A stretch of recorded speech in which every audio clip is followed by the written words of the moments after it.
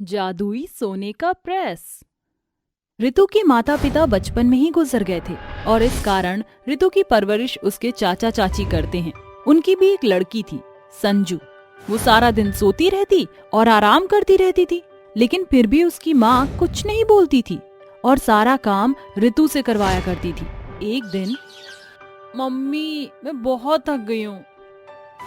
ऋतु इधर तो आ। जी चाची बोलिए, क्या हुआ? अरे हुआ कुछ नहीं है, तू एक काम कर, पानी ले आ।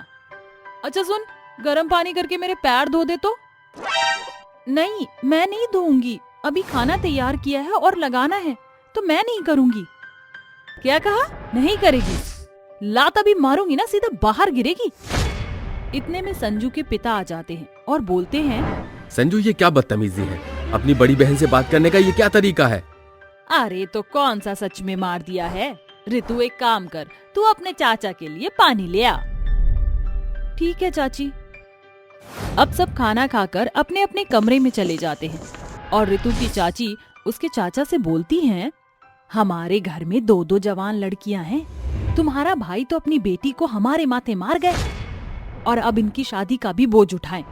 तुम्हारा काम तो वैसे भी नहीं चल रहा, पता नहीं कैसे चलेगा सब कुछ।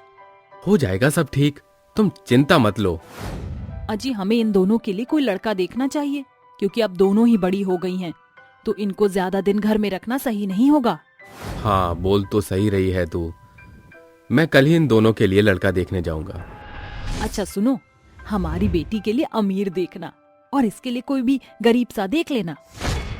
अगली सुबह वो दोनों के लिए लड़का ढूंढने जाता है और जब शाम को वापस लौटता है तब अपनी बेटियों से बोलता है, बेटा संजू और ऋतु, मैं तुम्हारे लिए लड़का देख कर आया हूँ।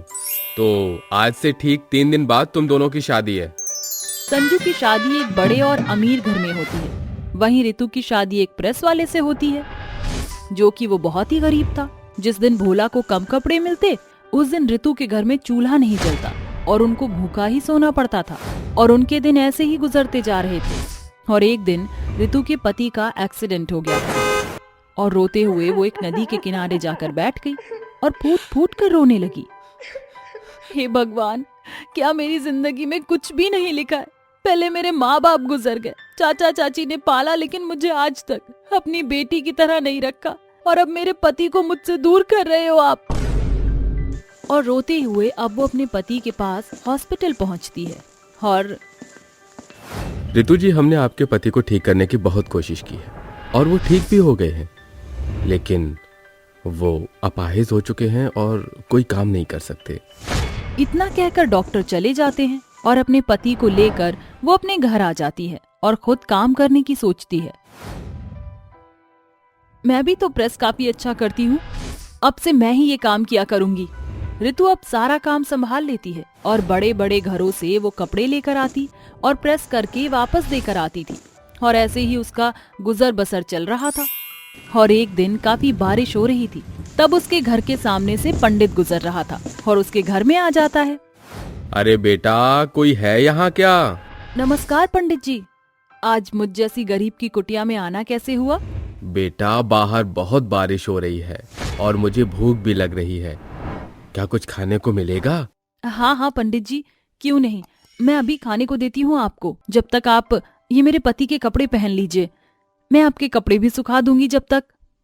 पंडित उसके पति के कपड़े पहनता है और ऋतु उसको खाना खिला देती है। वहीं दूसरी तरफ उसके कपड़े भी सूख जाते हैं। बेटी, मेरे पास तुझे देने के लिए कुछ भी नहीं है। अरे नहीं नहीं पंडित जी, मुझे कुछ भी नहीं चाहिए। आज मैं तुझे आशीर्वाद के सिवाय कुछ भी नहीं दे पाऊंगा। बस आपका आशीर्वाद मिल गया, मानो मुझे सब कुछ मिल गया पंडित जी। पंडित अब वहाँ से चला जाता है और अब जब ऋतु कपड़े प्रेस करती है तो पहले तो वो प्रेस ही सोने का प्रेस बन जाता और जैसे ही सोने के प्रेस को कपड़े के ऊपर रखती तो वो कपड़ा भी सोना बन जाता है। ये देखकर वो हैरान हो जाती है, अरे ये क्या हो गया, ये सोना कैसे बन सकता है? उसको विश्वास ही नहीं हो रहा था और उसने अपनी तसल्ली के लिए एक बार फिर कपड़े के ऊपर प्रेस रखा और एक बार फिर। पहले तो प्रेस ही सोने का बन जाता और फिर वो कपड़ा सोना बन गई और उस प्रेस से तेज रोशनी निकलती है और देखते ही देखते उस प्रेस में आंखें आ जाती हैं और वो बोलने लगता है, क्या है ये कैसे हो सकता है?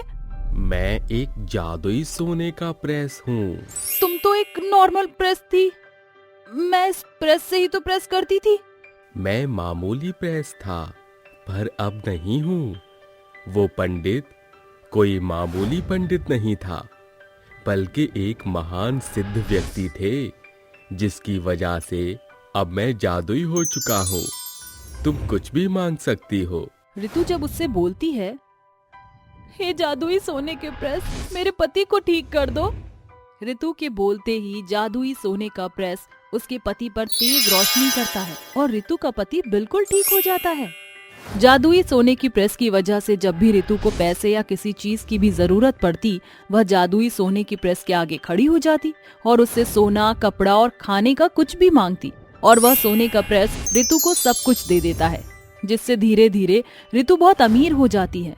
पर एक दिन ऋतु को खबर आती है कि उसके चाचा चाची का घर नीलाम हो रहा है और उनकी बेटी ने कोई भी मदद नहीं की। तो अब ऋतु और उसका पति दोनों जाते हैं और जादुई सोने के प्रेस से खूब सारा पैसा मांगती है और वो घर खरीद लेते हैं। ऋतु अपनी चाची से, चाची, चाचा, आपका घर कोई नहीं छीन सकता है, ये घर आपका है और आपका ही रहेगा, ये लो चाबी। हमें माफ कर दे बेटा, हमने तेरे साथ इतना गलत किया, फिर भी तू हमारी मदद कर रही है। कोई बात नहीं चाचा जी। इतना कहकर वो अपने पति के साथ अपने घर लौट जाती है और अब सब खुशी से रहने लगती है।